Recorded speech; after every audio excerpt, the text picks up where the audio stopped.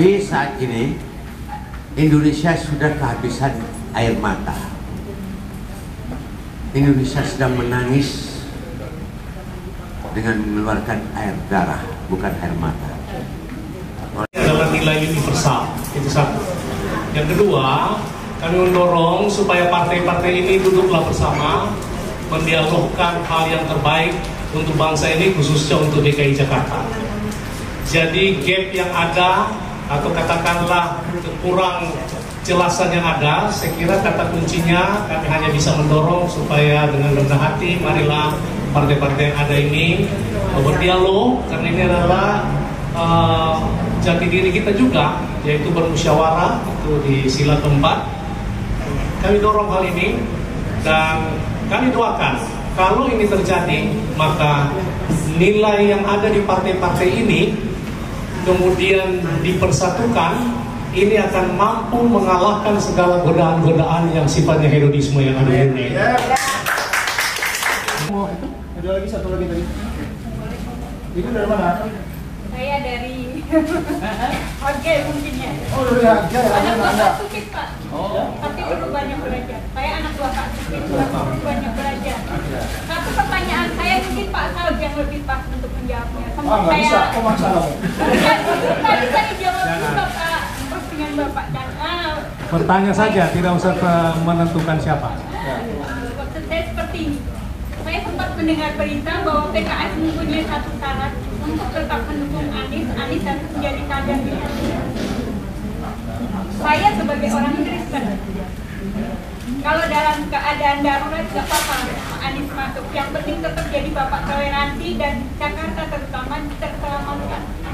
Oke, baik. Mungkin itu perlu disampaikan kepada Bapak Anies agar tetap maju, karena independen sudah nggak mungkin. Saya kira oke, terima kasih. Tapi itu bukan ranah kami untuk menjawab. Ya, bukan ranah kami, karena itu adalah PKS punya kemauan. Ya, orang bebas saja untuk mau. Ya, jadi saya pernah berpikir juga ingin masuk PDIP, ingin masuk Nasdem, karena memang kita langsung ikut di situ gitu ya. Tapi saya pikir tergantung niatnya seseorang. Ya Pak Anies kalau mau memutuskan itu nggak bisa bilang apa-apa. Karena saya udah bilang tadi, ketika value Anda pegang, Anda mau masuk di RT, di RW, masuk ke ruang ini, masuk ke hotel busuk, mau hotel bersih, mau yang dimanapun, Anda akan tetap nilai itu yang Anda pegang. Jadi nggak usah ragu. Jadi kita juga nggak maksa-maksa Pak Anies untuk jangan masuk atau harus masuk, enggak. Tapi kalau bicara strategi, itu menarik memang. Ya, itu menarik, itu pilihan berada di beliau. Supaya DKI terselamatkan. Ya, bukan DKI saja, Indonesia. Saya hidup di 3 zaman. Tapi saat ini Indonesia sudah kehabisan air mata.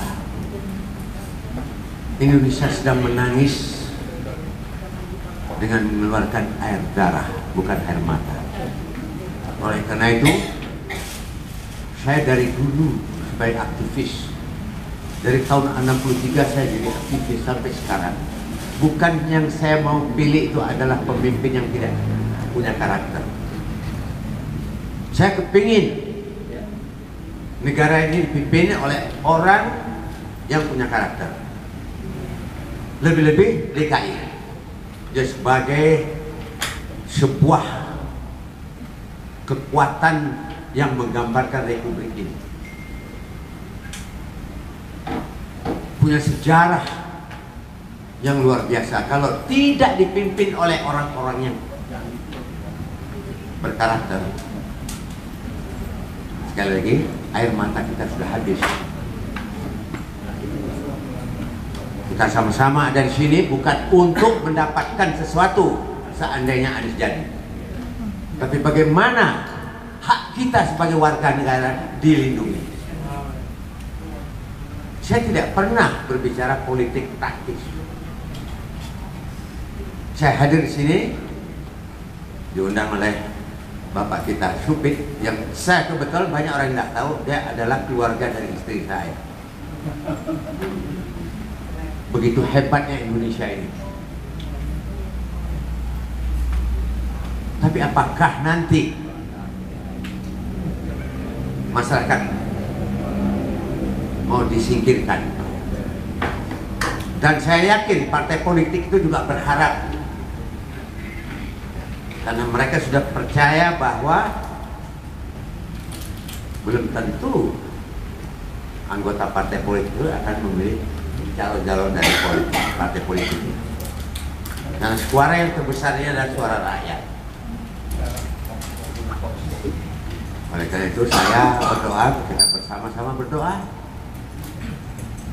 insya Allah Anies jadi pemimpin di DKI. Assalamualaikum warahmatullahi wabarakatuh. Simpulannya tadi memang politik itu dinamis, tapi ada nilainya tidak. Kalau dia tidak bernilai, maka yang disengsarakan itu adalah masyarakat. Hak politik semua orang, ya, terutama partai-partai. Tapi bukan berarti kita sebagai warga negara itu tidak punya hak politik. Saya tidak dapat memprediksi ya secara benar, tapi jangan-jangan nanti Anies itu justru yang dukung itu adalah PDIP. Bapak melihatnya ke situ? Bapaknya melihatnya ke situ? Bapak melihatnya PDIP punya peluang besar untuk mengusung? Iya. Kenapa tuh? Ya karena tadi dia dapat menampung aspirasi yang orang-orang berkumpul di sini. Ini kan aspirasi masyarakat. Boleh semua partai punya hak politik untuk mendapatkan kekuasaan, tapi kekuasaan itu untuk siapa? Yang saya takut mereka tersandera kembali. Tersandera oleh siapa? Nah, Anda yang tafsirkan sendiri. Pak, sejauh ini Bapak masih optimis nggak? PKS, Nasdem dengan bisa itu bisa terjadi. Coba sekarang Anda lihat ya, antara PKB dan NU. Itu akibat apa? Jadi semuanya itu akan bisa terjadi dan tidak tertutup kemungkinan. Saya punya insting justru yang membela Anies mati-matian itu adalah PDIP. Pak, untuk menemukan titik temu yang terbaik untuk bangsa dan masyarakat di Jakarta, apa harapan Bapak sendiri? Bagaimana menyatukan sikap antara nasionalis dan agama. Dan itu ada pada diri Anies. Saya kenal Anies bukan setahun 2 tahun ya. Saya pernah mendeklarasikan tanggal 3 bulan 3 jam 3 untuk nomor 3 waktu tahun 2017. Karena saya yakin dia akan membawa aspirasi kita, dapat menangkap aspirasi kita. Artinya Bapak menilai bahwa selama 5 tahun 2017 sampai 2002 Pak Anies sukses memimpin Jakarta? Insya Allah dari penilaian saya dia dapat konten 90. Dan harus dilanjutkan di 2024 ini sampai 2000. Kembali kepada apakah partai politik itu sadar. Itu aja. Politik, budaya politik saat ini sedang dirusak. Kalau Anda tanya saya siapa yang merusak, Anda berarti bodoh. Ya, etika politik, budaya politik, moral politik itu sedang dirusak. Kalau Anda tanya saya siapa yang merusak, Anda bodoh. Persoalannya adalah mari apakah kita mau dirusak atau tidak? Tentu tidak. Karena orang sudah lupa Pancasila, karena orang sudah lupa budaya, etika, moral, kebaikan, kebenaran, kejujuran, dan keadilan, dan seterusnya. Yes, sudah pasti itu. Kalau enggak, indeks persepsi korupsinya enggak 34 kayak begitu. Jauh di bawah Timur Leste, jauh di bawah Singapura, jauh di bawah Malaysia. Perilaku kita di dalam politik yang carut-marut seperti ini, moral, etika, budaya, dan seterusnya dirusak dengan cara-cara transaksional, dengan membawa hukum sebagai sebuah alat pemukul, itu akan meruntuhkan indeks persepsi korupsi. Dan saya duga kalau tahun ini 34, kemungkinan tahun depan akan diumumkan kita bisa jadi sekitar 30 ataupun di bawah dari angka itu.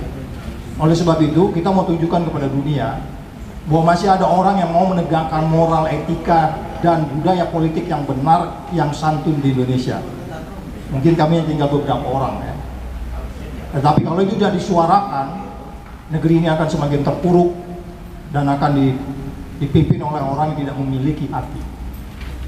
Anda tahu, dari negara yang paling berbahagia saat ini di dunia, ada 10 negara besar, itu indeks persepsi korupsinya tinggi semuanya. Dan Indonesia itu berada di urutan ke-80. Jadi rakyat Indonesia berdasarkan riset tahun 2024, kita di bawah urutan 80. Jadi rakyat Indonesia ini sebenarnya menderita sebenarnya. Nanti silakan ya, the World Happiness Index Anda bisa lihat. Urutannya ke-80. Nah itu dinilai macam-macam, mulai dari perilaku korup penyelenggara negara, perilaku korup dari politisi, dan perilaku-perilaku lain yang tidak mendukung integritas yang disampaikan Pak Supri tadi. Nah oleh sebab itu, yes, kami hanya beberapa kecil, tapi bangsa Indonesia adalah bangsa yang berjiwa besar. Untuk kemudian kita mengingatkan orang-orang yang bangsa yang jiwanya kerdil untuk menekan orang lain sehingga kompetisi tidak dilakukan dengan sehat. Ini yang harus kita lawan. Saya katakan tadi berbahagia. Coba cari pemimpin yang pernah bicara kebahagiaan rakyatnya, kecuali Anies Rashid Baswedan. Dia bicara sejahtera dan bahagia rakyatnya. Kamu cari pemimpin Indonesia yang pernah bicara mensejahterakan dan membahagiakan rakyatnya, nggak ada. Dan saya konsisten di situ. Saya tidak ada dalam posisi membawa-bawa tagline itu apa yang ngedesain, enggak. Cuman begitu saya lihat ini yang benar. Ini yang benar. Oleh sebab itu, tadi disampaikan pada Sopit, pada partai-partai yang sudah memang komit dari awal, kita berdoa mereka tetap konsisten untuk kemudian mengajukan Anies menjadi calon untuk kemudian dia bisa memimpin DKI, the next dia tentu akan memimpin Indonesia agar rakyatnya bahagia. Itu poinnya. Jadi kita pahami dulu di situ, dan orang yang punya passion membahagiakan rakyatnya ini dia syaratnya harus berintegritas.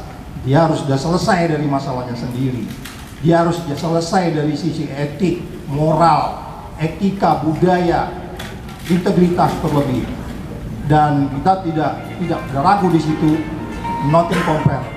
Tidak ada yang bisa dibandingkan dengan Anies Rashid Baswedan. Anda bisa berdebat dengan saya beberapa hari, mari kita berdebat. Itu dulu, terima kasih. Baik, jadi hari ini oleh anugerah Tuhan, tokoh-tokoh agama dan masyarakat yang bisa terkumpul di tempat sini melakukan semacam diskusi sekaligus pokok-pokok pikiran, dan outputnya adalah seruan moral untuk kondisi yang sedang terjadi dalam menghadapi pilkada seluruh Indonesia. Tapi utamanya tentu DKI Jakarta karena kami warga Jakarta. Yang kami harapkan yaitu dalam seruan moral ini, marilah partai-partai yang ada maupun kelompok masyarakat kita tetap konsisten kepada integritas berdemokrasi, bernegara, dan bermasyarakat. Kita tentu senang dengan calon-calon yang sudah dimunculkan. Tapi lebih daripada itu, kita rindu supaya apa yang pernah diungkapkan, dicalonkan, dideklarkan, itu betul-betul dijalankan. Bahwa kemudian ada pergumulan di tengah perjalanan ataupun hal-hal yang mesti didiskusikan. Yang kedua, kami dorong supaya partai-partai ini yang ada kan sebenarnya cukup dewasa semua.